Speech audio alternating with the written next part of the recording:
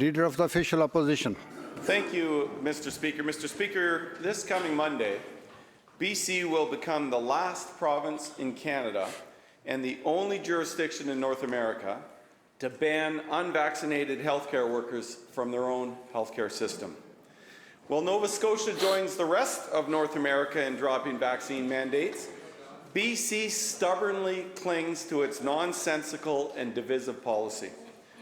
BC has long been an outlier. Apparently, the science is different in every other jurisdiction in North America. And I just want this House to remind this House, I was the first leader, and BC United was the first party to call for the return of thousands of unvaccinated healthcare workers back on June 22nd, 2022.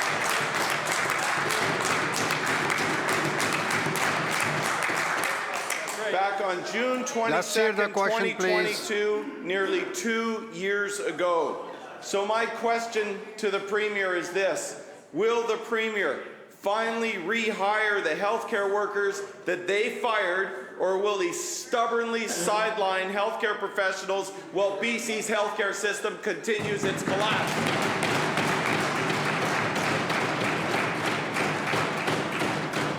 Minister of Health.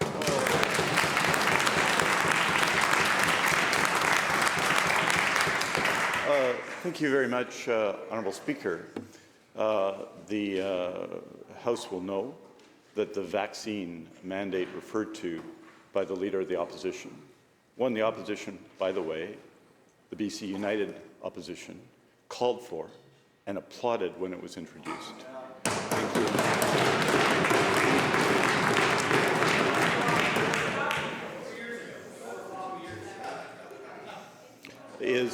Is Honourable Speaker, the result of a provincial health order. The purpose of that provincial health order was to protect the most vulnerable British Columbians during the COVID-19 pandemic. It is an order by the provincial health officer, Dr. Bonnie Henry, who is a world-leading scientist, and I think an extraordinary provincial health officer in British Columbia.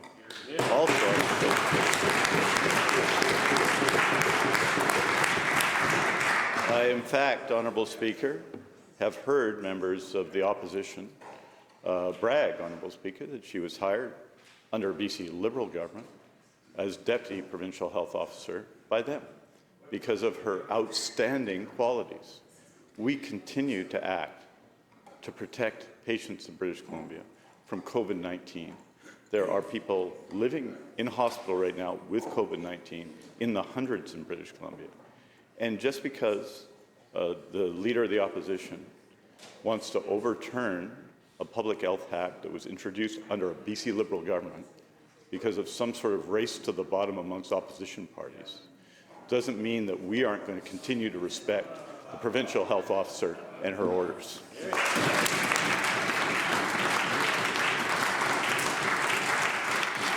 Leader of the Official Opposition, supplemental. Thank you, Mr. Speaker. Well, with that answer, it is no surprise that we have a collapsing healthcare system here in British Columbia, because I have spoken to healthcare professionals who were terminated, including a nurse who ran the emergency department at Langley Hospital, a hospital, by the way, which is regularly diverting patients because they haven't got enough nurses to actually look after those patients. And we can't afford to lose these kind of highly skilled healthcare professionals at a time when we so desperately need them.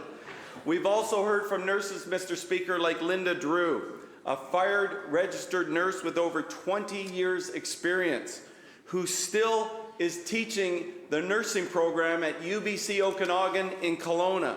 And Linda says, and I quote, "The current mood in healthcare is one of defeat. We are constantly short-staffed. You have already lost so many of these nurses and healthcare workers to Alberta and the United States," end of quote. And this at a time when we learn that BC once again has the longest wait times at walk-in clinics in the entire country. That's their record. So when will this Premier finally listen to Linda and listen to every other jurisdiction in North America, bring back these healthcare workers and help our healthcare system today. Minister of Health. Well, Honourable Speaker, the fact is that British Columbia has led Canada in recruiting new nurses and net new nurses. Well, Alberta has lost nurses in the last number of years. The minister may believe that the Canadian Institute for Health Information is an NDP front. The Leader of the Opposition may believe that, Honourable Speaker, but it's incorrect. The facts are the facts. 99% plus of healthcare workers in British Columbia got vaccinated because getting vaccinated was good for them and good for patients, Honourable Speaker. Honourable Speaker, in the last 9 months, Honourable Speaker, BC has added net new more than 700 family doctors. In the last year, Honourable Speaker,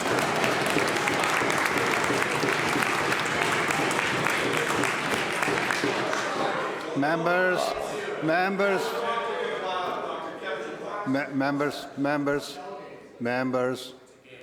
Honourable Speaker, the facts are the facts, Honourable Speaker. From 2009 to 2016, not per capita, but in actual numbers, in a time of a rising population and an aging population, we lost registered nurses net in British Columbia, starting in 2009 when the Leader of the Opposition was Minister of Health, Honourable Speaker.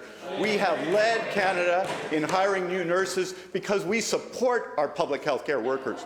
When our provincial health officer makes a decision around vaccines, for example, Honourable Speaker, we don't start by applauding it and calling for it and then turning around afterwards because the Conservative Party is advocating and making a different approach, Honourable Speaker. We stick